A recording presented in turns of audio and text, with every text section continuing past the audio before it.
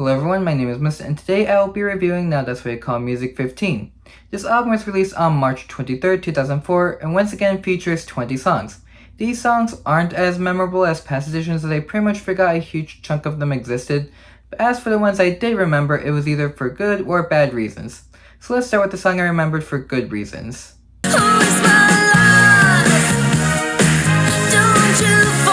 If you don't know, this is actually a cover song. It was first recorded by Talk Talk in 1984. As for this recording, it was to promote the band's greatest hits album, and the band was on hiatus while Gwen Stefani recorded her solo album, so they decided to record a cover song. It was eventually narrowed down to this and Don't Change by INXS, while A Question of Lust by Depeche Mode was another close contender. As for my opinion, I do like this song. It does sound pretty close to the original song, but it does sound like it has less of a synth noise, and in this case, this synth did make it sound better. That's why I like the original better, but this is not a bad version of it. And now on to a pretty well-known song.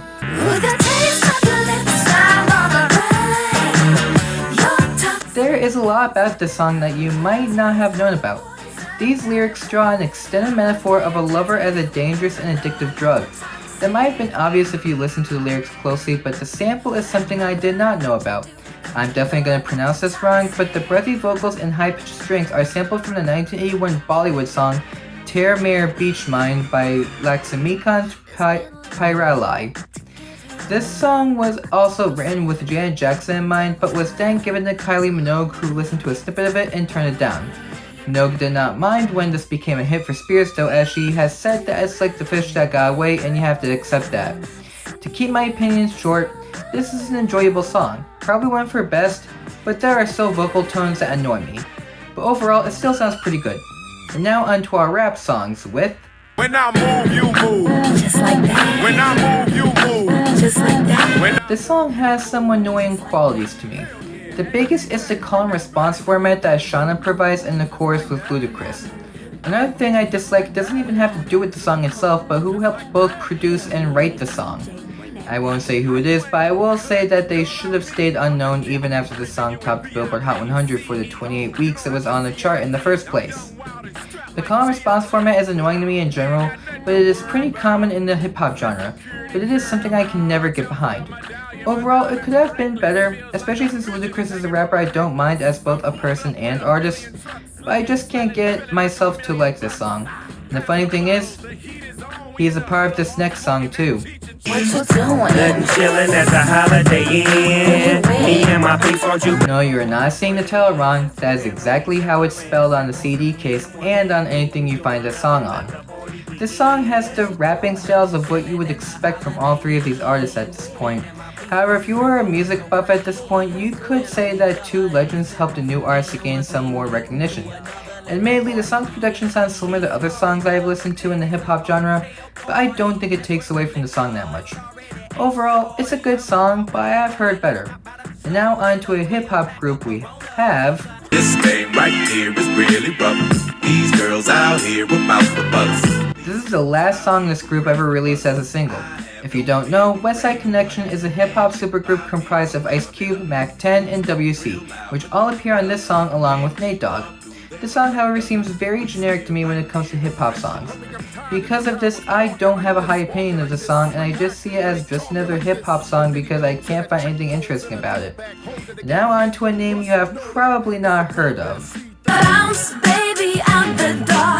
I ain't gonna take this no more. If you have never heard this artist before, then it's probably because you don't live in Europe.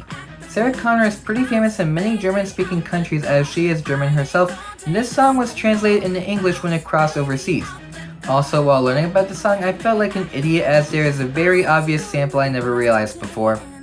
This song samples Family Affair by Mary J. Blige, which we talked about in the Now 9 review. That heavily explains why I like the beat so much, but I just never got into the lyrics. I don't know what it is, but whenever I listen to this song, I enjoy the sound more than the lyrics. Sarah Connor does have a good voice for the song, and if you like this song, maybe you can check out her other stuff if you are interested. And now on to a very well-known group. We try to take it slow, but we're still losing control, and we try to. This is one of the times I wonder why a song is on these compilations, as this wasn't successful in the US at all. In terms of the lyrics, this song is about disastrous courtship, especially with the chorus. It's also interesting that during the recording of the song, the girlfriends of all three men kept interrupting the session with their phone calls. Just like the last song, sonically I like how the song sounds, but once again I can't get into the lyrics, especially with the repetitive chorus. It's good, but not enough for me to recommend it. And now on to a celebrity more known for acting than singing. I'm a gigolo, spending lots of dough. You can tell the way the wide body sitting on floor. This is something that Nick Cannon has regretted, and if you know about the horrible things R. Kelly did, you would know exactly why. I'm not getting into it, especially since I have expressed displeasure with R. Kelly in the past, so on to the song. Personally, I don't like this song. It sounds way too slow, and it's just hard for me to find enjoyment out of it. I even felt that way before I knew of R. Kelly's actions, but this song just sounds unenjoyable the whole time for me. At least it's not forgettable, unlike...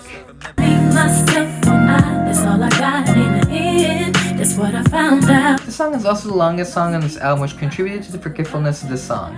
The song lasts 5 minutes long, and I usually lose interest pretty quickly because of that.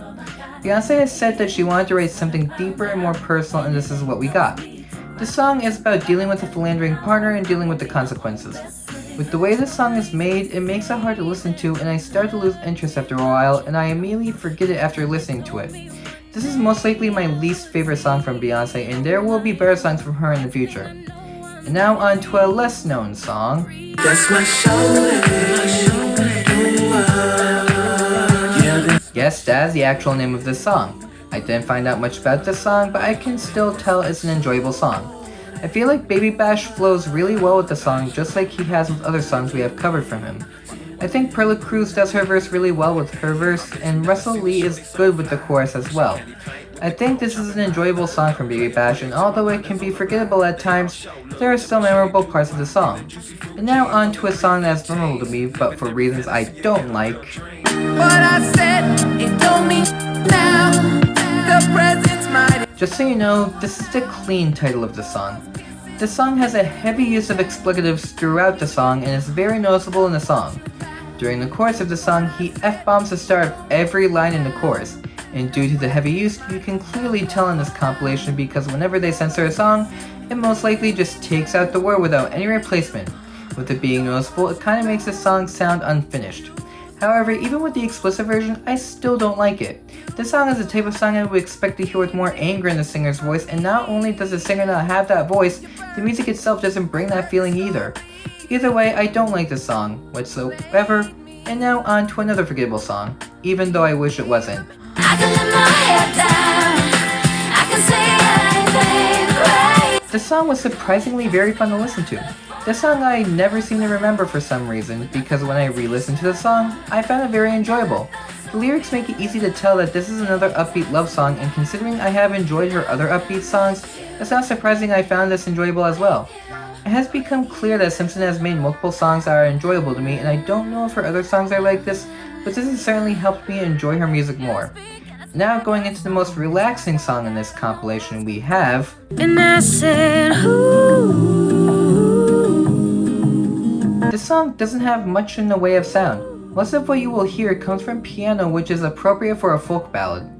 This, however, isn't for me at all. I just enjoy more upbeat songs more, and this is way too much of a relaxing song. Songs that sound like this don't appeal to me at all. While I can appreciate that some people will enjoy the song, I will not be one of them. And if you thought It's My Life was the only cover song, you would be wrong.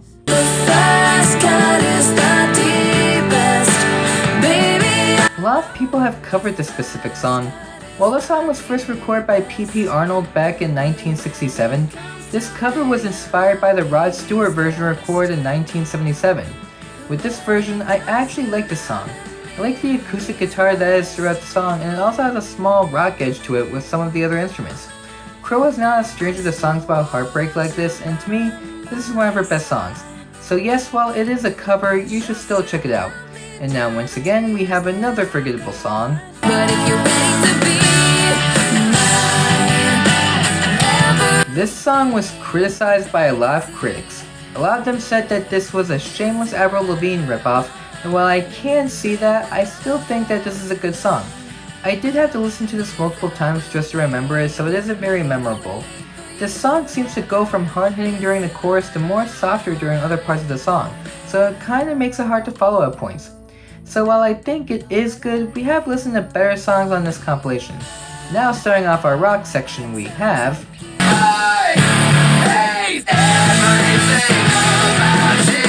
This Is Why I Expected to Hear from Iman's song earlier. This was the band's first single and I think that it is a good song. This song is about love-hate relationships and this was a song that got the band signed to a label.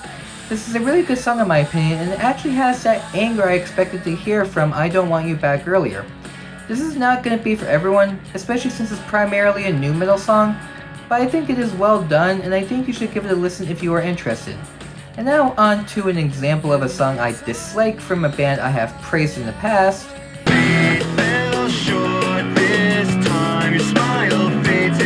And finding out what the lyrics are about made this even more disliked to me. To make this as simple as possible, the lyrics are talking about sex. The song represents the lustful side, the bridge is the passionate side, and the chorus is the romantic side. I'm going to stop talking about the lyrics because I hate talking about that topic in general. I did find out that this was basically the first song the band recorded digitally and it did not work at all. The song sounds like a huge mishmash of guitar and drums and just sounds unappealing as a result. Overall, I can't like this song whatsoever and I can't ever see myself liking it. And thankfully that was probably the worst of the rock songs because next we have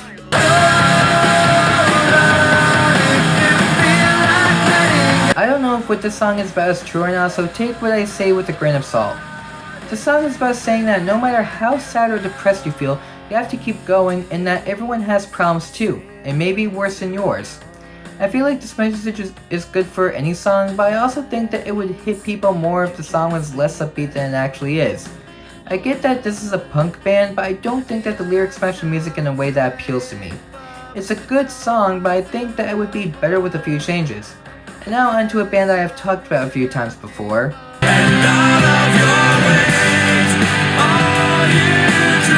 It baffles me why this song was even written from a personal point of view in my eyes. The song is about the difficulties of remaining in a monogamous relationship. I can't defend what the song is about because to me it feels like cheating and I can't agree with that. I do like the way the song sounds, but once again, I don't think it matches the lyrics. It's better than talking about sex like what Blink-182 did, but it still rubs me the wrong way. And now onto a message I can actually agree with. 15, there's still time for you. Time to... It doesn't take a rocket scientist in order to figure out what the song is about. The song explores life in different ages during a 100-year lifespan. When I listened to this song, the first thing I thought of was the song Don't Blink by Kenny Chesney, which explores life during 100 years as well, but in a different manner. Both songs are good, and while I think Don't Blink is better, this is still good. One thing I don't think anyone expects is that the piano-driven song adds guitar and drums and makes it more upbeat during the chorus. It's enjoyable and I like the lyrics, but there are better songs on this album. And that's it for this review. This was a really mixed bag of good and bad songs, and a lot of these are forgettable, but I do think that there are great songs here as well. My favorite song on this album is I Hate Everything About You by 3 Days Grace, as I think that the song is really well done and I genuinely like that style of rock music a lot. Other songs I like will be in the description below, and next month we will be continuing the main series with even more of a mixed bag. Until next time, my name is Mist and I will see you all next time. Take care.